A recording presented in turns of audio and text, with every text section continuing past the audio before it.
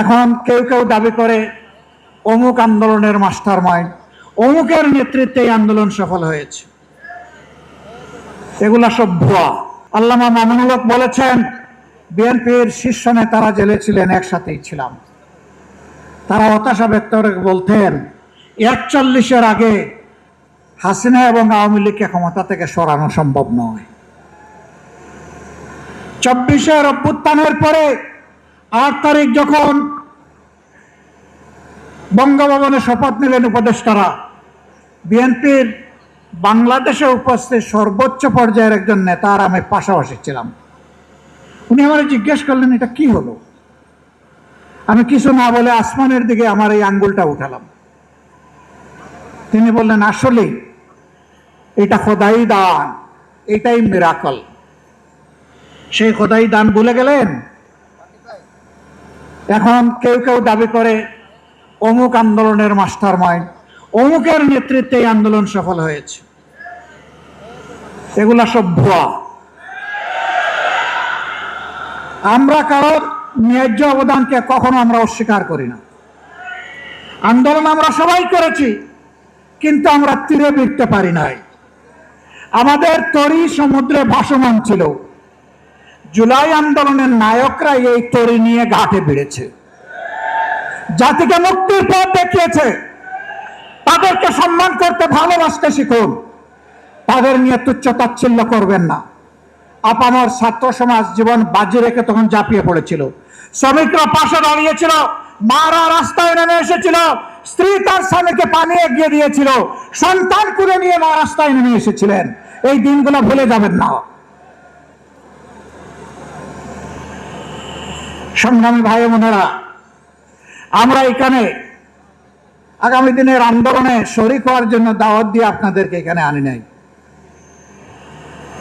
আমরা এনেছি কৈফিয়ত দিতে।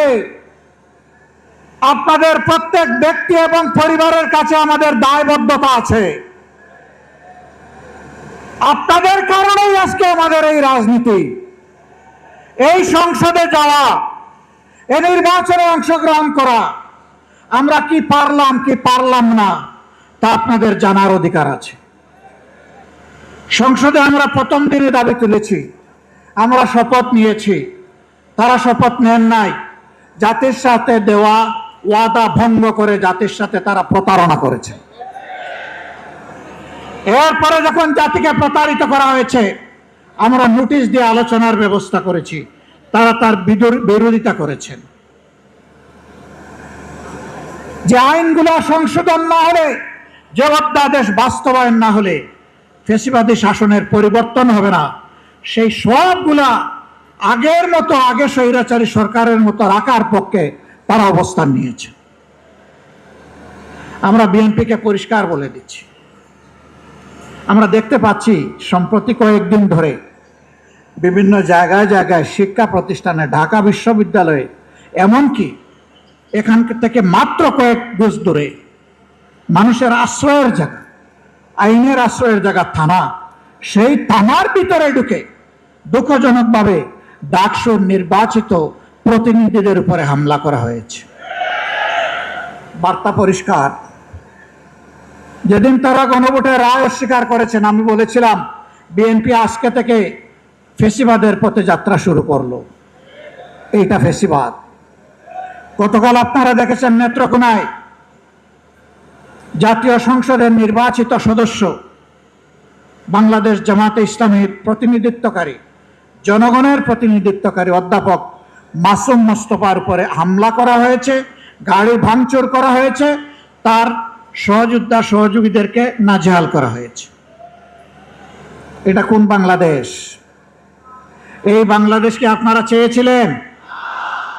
আপনাদের সন্তানদের আবার পায়ের গুড়ালি 2 টুকরা করা হোক আপনারা চেয়েছেন? আপনাদের সন্তানদের উপর প্রকাশ্য দিবালিকে দা কিরিস, কুড়ালার হেলমেট নিয়ে আঘাত করা হোক আপনারা চেয়েছিলেন? এই বাংলাদেশকে আমরা ধিক্কার জানাই। এ বাংলাদেশ আমরা চাই না। আমরা পরিবর্তনের বাংলাদেশ চাই, যেই বাংলাদেশে শিশু যখন ঘর থেকে বের হবে, কিশোর যখন বের হবে, যুবক যুবতীরা বের হবে, আমার মা বোনেরা বের হবে, তখন কারো বুক দরু দরু করে কাঁপবে না। তারা নিরাপত্তার সাথে বের হবে, কাজ শেষ করে আবার নিরাপত্তার সাথে করে বসবে। আমরা ওই বাংলাদেশ চাই। আমরা শিক্ষা প্রতিষ্ঠানে আমাদের সন্তানদের হাতে দা কিরিস কুড়াল দেখতে চাই না। আমরা খাতা এবং কলম